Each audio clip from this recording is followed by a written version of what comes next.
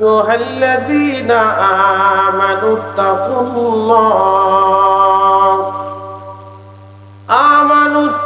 الله حق تقاته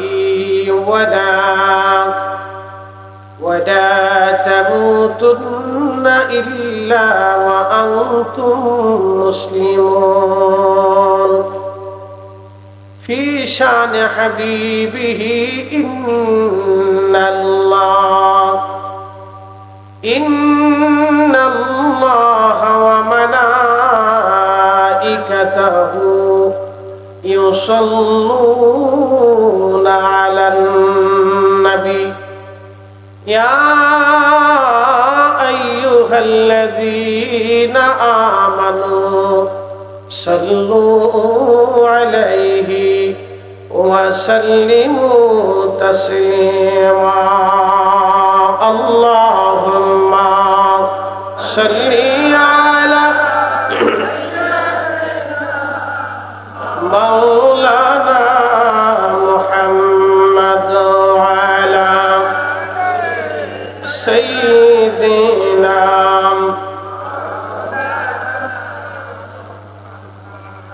এ পৃথিবী এমনি থাকবে, আমরা একদিন থাকব না। সবাই আমাদের ভুলে যাবে, রাসূল আপনি ভুলেন না। আল্লাহুম্মা সাইয়্যিদিনা মাওলানা মুহাম্মদ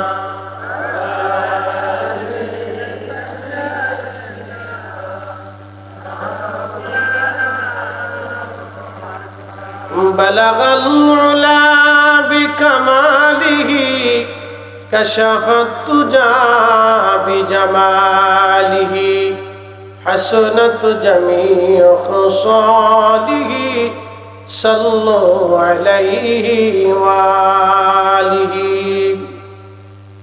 ইন্নাকা উলিতা মুবাররান মিন কুল্লি আইব কাআন্নাকা কদ খুলিকতা কামা তাশা বালাগাল উলা বিকামালিহি কাশাফাত তুজা বিজামালিহি হাসনাত জামিউ সালিহি সাল্লু আলাইহি ওয়া আলিহি।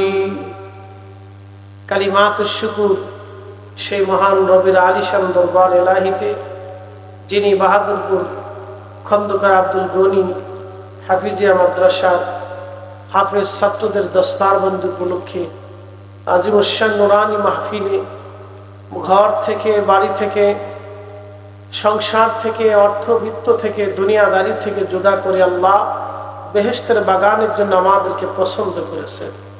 মনিবের আসমানে একসাথে শুকরিয়া আদায় করে বলি আলহামদুলিল্লাহ।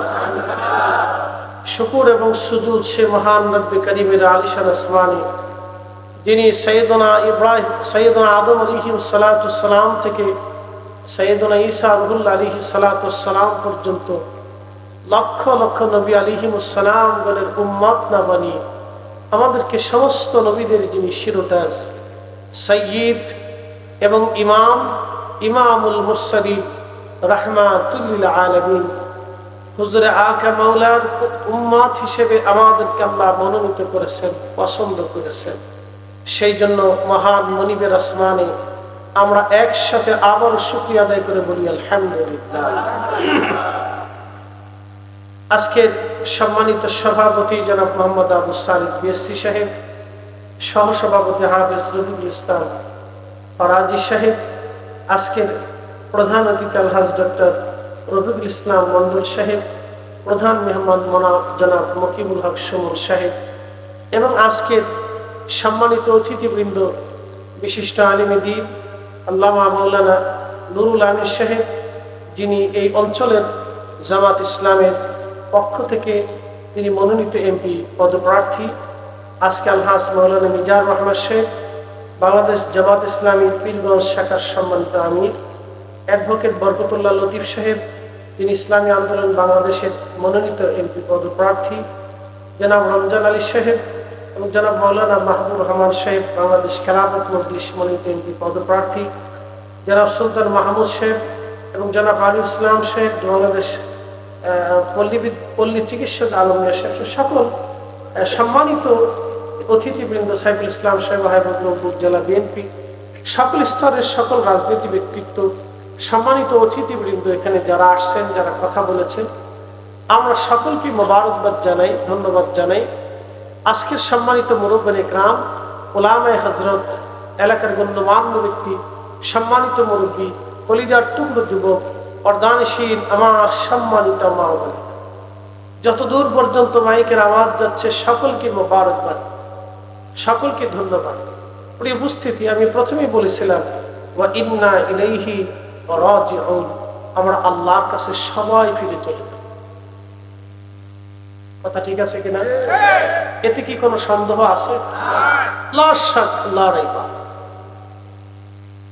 আমরা সবাই আল্লাহর কাছে ফিরে চলে যাব এবং আমাদেরকে একটা নির্দিষ্ট দিনে ওয়াবিল আখিরাতি হুম ইউকিনুন, মেহশরের মাঠে আজকে আমরা যারা উপস্থিত হয়েছি, আল্লাহর আদালতে আমরা সবাই সেদিন উপস্থিত হব, একবারে চিরসত্য। এখানে আমরা যারা উপস্থিত হয়েছি কোনো জবাবদিহিতার জন্য, এখানে আমরা আসছি কিছু কথা শোনার জন্য, কিছু বোঝার জন্য। ঠিক আমরা মেহশরের মাঠে দাঁড়াবো জবাবদিহিতার জন্য। আহা, সেদিনটা কত কঠিন হবে, কত ভয়াবহ হবে, কত বেদনাদায়ক হবে। সেই দিনের অপেক্ষা আগামীতে আমাদের অবশ্যই আসবে, কোনো সন্দেহ নেই। কথা ঠিক কিনা? কোনো সন্দেহ কি আছে? কোনো সন্দেহ। তাহলে বলেন, আমাদের জিন্দেগি আমরা কিভাবে পরিচালিত? এখানে সকল সম্মানিত বক্তাগণ বলে গেছে, আমাদের জিন্দেগি পরিচালিত হবে কোরআন এবং সুন্নাহের দৃষ্টিকোণ থেকে। কথা বলে ঠিক কিনা? এতেও কোনো সন্দেহ। কিন্তু বড় আফসোস হলো সত্য, বাংলাদেশের মতো এত মাহফিল পৃথিবীর কোনো দেশে হয় না। বাংলাদেশে সিজনে, শীতকালীনে এত পরিমাণে সভা সেমিনার হয় যে সারা পৃথিবীতে এত মাহফিল বাংলাদেশের মতো হয় না। কিন্তু এই দেশের মসজিদ থেকেই জুতা ছিল।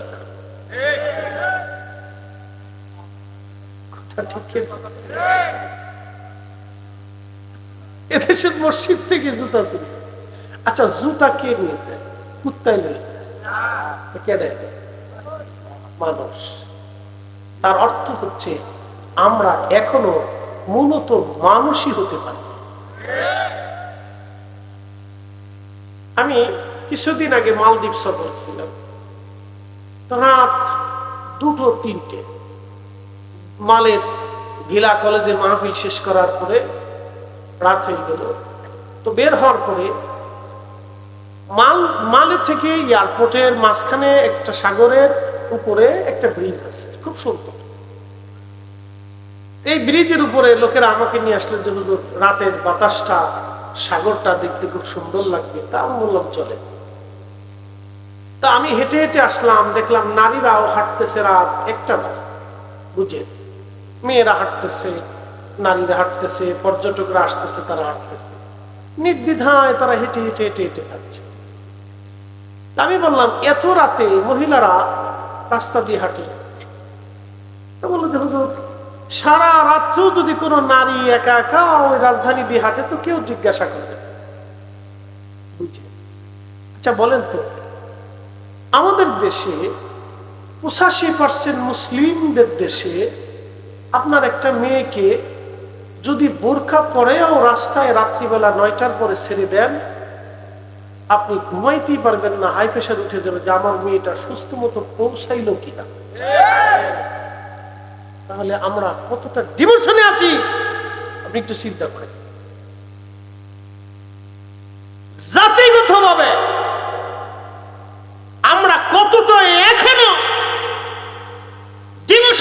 আছে আপনি একটু বুঝার চেষ্টা করেন।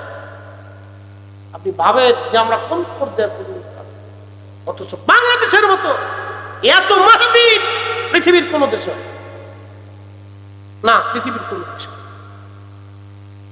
তাহলে আমাদের ওয়াজগুলি কোথায়? আমাদের এত ওয়াজ যায় কোথায়? এত বুঝায় এত উলামা ইকরাম, প্রত্যেক জুমাতে মসজিদের খতিব সাহেবগণ এত পরিশ্রম করে মানুষদেরকে বুঝায় না? শুনে যায়। ইমাম আবুল ফারাজ ইবনুল জৌজি একটা ঘটনা লেখছেন তার কিতাব। মিশরের বাচ্চাদেরকে ফারাও বলা হতো, ফেরাউন বাচ্চাদের অধিক বাচ্চারা একটু জালিম কোয়ালিটি ছিল। পৃথিবীর যারা রাজত্ব পায় অনেকে একটু জালিম জালিম হয়ে যায়। এই কথা কর না, কি হয়ে যায়? একটু জালিম জালিম হয়ে যায়, মানে দুনিয়াবি একটু ক্ষমতা আসার পরে একটু জালিম জালিম হয়ে যায়, মানে উগ্র উগ্র হয়ে যায়। তো খুব মনোযোগ দেয়, এটা সারা পৃথিবীতেই ছিল। হযরত ইমাম আবুল ফারাজ ইবনুল জৌজি রাহিমাহুল্লাহ তিনি কিতাবের মধ্যে লেখেন, মিশরের একজন নারী ছিলেন, তার 7টা সন্তান ছিল। ওই মহিলা অত্যন্ত পরহেজগার ছিলেন। হে নারী সমাজ, মা বোনেরা যারা আমার কথা শুনতেছেন মনোযোগ দিয়ে শুনে যাবেন। বাস্তবতার নিরিখে আমি আপনাদের সামনে উপস্থাপন করব। আমি আপনাদেরকে একবারে বাস্তব তুলে ধরব। আমার দেশের মেয়েরা কেন রাত 12টার পরে রাস্তা দিয়ে হেঁটে যেতে পারবে না? কেন একা একা আমার মেয়েটা পথে ঘাটে নিরাপত্তার সাথে যেতে পারবে না? আমাদের দেশে এত পরিমাণে বখাটে পোলাপান আছে, রাস্তা দিয়ে মেয়েরা যাওয়ার সময় তার ইফটিজিং করে। কি কথা বলেন, ঠিক কিনা? এত পরিমাণে কিসের জন্য এটা হবে? কেন বন্ধ হবে না? বন্ধ করার দায়িত্ব আমাদের কাদের? খুব ভালো করে শুনে যাবেন। বাস্তবতার নিরিখে কথাগুলি বলি। পৃথিবীর একটা দেশ আছে ইউরোপ মহাদেশ যাকে বলা হয়। এই ইউরোপ মহাদেশে যদি যান দেখবেন তাদের মেয়েরা খাওয়ার আগে মদ খায়, তারা খাবার পরে মদ খায়, খাবারের ভিতরে তারা মদ খায়। মদ খাওয়া জাতি, তারা ওজনে কম দেয় না। আর আমরা কালেমা পণ্যওয়ালা জাতি, আমরা ওজনে তো কম দেই, দোকান পর্যন্ত চুরি করে নিয়ে যায়। বুঝে যান, আমরা কালেমা পণ্যওয়ালা জাতি। হায় হায় হায়, আল্লাহর কোরআন পণ্যওয়ালা জাতি। আল্লাহর কোরআন আপনি বুঝেন এটার ওজন কত? আমি তো আপনার সামনে ধরে রাখছি দুনিয়াবি হিসাব অনুযায়ী তো 250 গ্রাম হোক। আমরা ভাবতেছি 250 গ্রাম, কিন্তু ওজন কত জানে আল্লাহ? এই কোরআনের ওজন সম্পর্কে আল্লাহ বলছে, লাউ আনসালনা হাযাল কুরআনা আলা জাবালিন লারাআইতাহু খাশিআম মুতাসাদ্দিআম মিন খাশিয়াতিল্লাহ।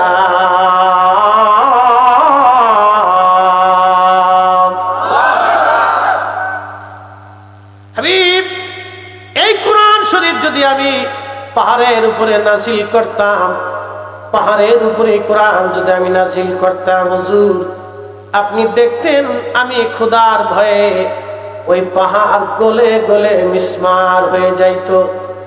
পৃথিবীর সবচেয়ে উঁচু পাহাড়ের নাম মাউন্ট এভারেস্ট। এটা দেখার জন্য আমি দার্জিলিং গিয়েছিলাম। একবারে শিলিগুড়ি থেকে 70 কিলোমিটার পাহাড়ি রাস্তা বেয়ে বেয়ে দার্জিলিং যাওয়ার আগে একটা শহর আছে ঘুম।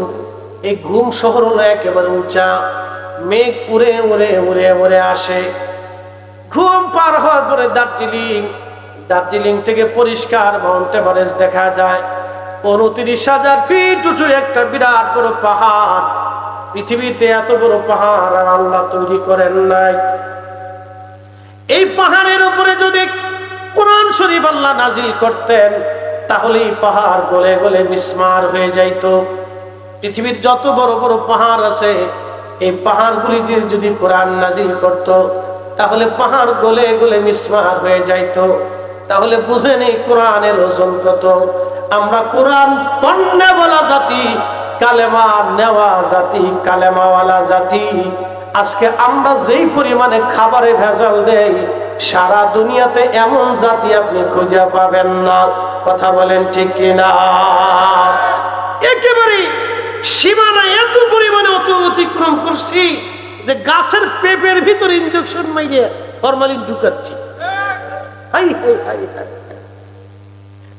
আপনি কি খাবেন কল্পনা। আপনি যদি সৌদি আরবে যান তো যা দেখবেন যে হাজী সাহেবরা এখানে আছেন, যারা হজে গেছেন, যে হারাম শরীফের মতো তো পৃথিবীতে কোথাও মানুষ এত একত্রিত হয় না, ঠিক আছে না? সবচেয়ে বেশি মানুষ হারামে একত্রিত হয়। হারাম শরীফের মতো এত ব্যস্ততম নগরী পৃথিবীর কোথাও আর নাই, যে এত পরিমাণ মানুষ সবসময় ঘুরে। যা দেখেন এখানে কোনায় কোনায় মনে মনে কোনো ফার্মেসি নেই। বাংলাদেশের এক বাজারে যত ফার্মেসি আছে, সারা মক্কাতে এত ফার্মেসি পাবে। বোঝা গেল আমার দেশের মানুষ কি পরিমাণে অসুস্থ। হুজুর অসুস্থ কেমনে হয়? পানিতে ভেজাল, ভাতে ভেজাল, ডাবে ভেজাল, তরকারিতে ভেজাল, শাকে ভেজাল, ওষুধে ভেজাল, ফরমালিনে ভেজাল। একবারে শুনলে আপনি আশ্চর্য হবেন, বিষের ভিতরেও ভেজাল।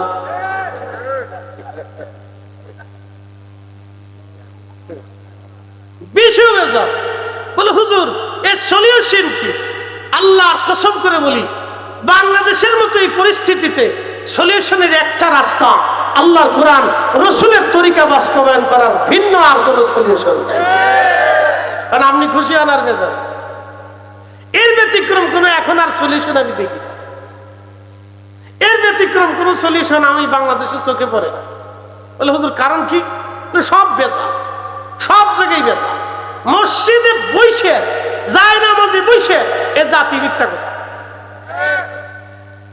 হ্যাঁ মিছে কথা। কাবা শরীফে, হেরেম শরীফে দাঁড়াইয়া মুআল্লিম মিথ্যা কথা। কুরবানি দিবে, কুরবানির পশু পর্যন্ত মিথ্যা কথা দিয়ে লাগছে। কিন্তু কুরবানি হয়েছে না, টিয়া চুরি করে দিচ্ছে।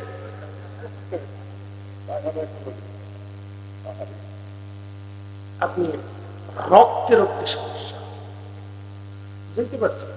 আমি মালয়েশিয়াতে আল্লাহর একজন ওলি, আপনি এক নামে চিনবেন, হুজুর মহিউদ্দিন আব্দুল কাদের জিলানী রাহিমাহুল্লাহ। উনি বড় পীর ছিলেন। সন্দেহ আছে আপনাদের? উনি যে মহান একজন আল্লাহর মকবুল ওলি ছিলেন, এতে কি আপনাদের সন্দেহ আছে? পৃথিবীর এমন কোন রিজাল শাস্ত্রবিদ নাই, এমন কোন মুহাদ্দিস নাই যে ওনার প্রশংসা না করে। ইমাম যাহাবি থেকে শুরু করে পৃথিবীর বড় বড় আইম্মে ইকরাম, ইমাম সুয়ুতি, ইমাম মুল্লা আলী কারি রাহিমাহুল্লাহ, ওনার জিন্দেগির উপর নুজহাতুল খাতির কিতাব লিখছে। ইমামুল হারামাইন এত বড় মুহাদ্দিস, ওনার জিন্দেগির উপরে কিতাব লিখছেন, তো বুঝেন উনি কত বড় বুজুর্গ ছিলেন। ওনার কলিজার টুকরা ছেলে সুলতানুল আরিফিন ইসমাইল বাগদাদি আল হাসানি ওয়াল হুসাইনি রাহিমাহুল্লাহর মাজার আছে একটা ছোট্ট দ্বীপের মালাক্কা সাগরের ভিতর। আমি চিন্তা করলাম, এত দূর থেকে আসছি, তো আল্লাহর এক মহান ওলি রসুলের বংশধর এখানে ঘুমাই রয়েছে, আমি একটু সালাম দিয়ে একটু দোয়া করিয়ে ওনার কাছ থেকে দোয়া নিয়ে যাই। সাগরের ঘাটে গেলাম, স্পিড বোটে উঠবো। যারা আমাকে নিয়ে গেল মালয়েশিয়া মাহফিল করলাম আগের দিন, পরের দিন ওরা বললো হুজুর আপনাকে আমরা নিয়ে যাব। আমি রওনা করলাম, তারা আমার সাথে কয়েকজন 10-12 জন আছে, আমি তো চিনি না, ওরা আমাকে নিয়ে যাচ্ছে। বন্ধু খুব মনোযোগ দিবেন। ঘাটে গেলাম, ঘাটে যাওয়ার পরে আমি পেশাব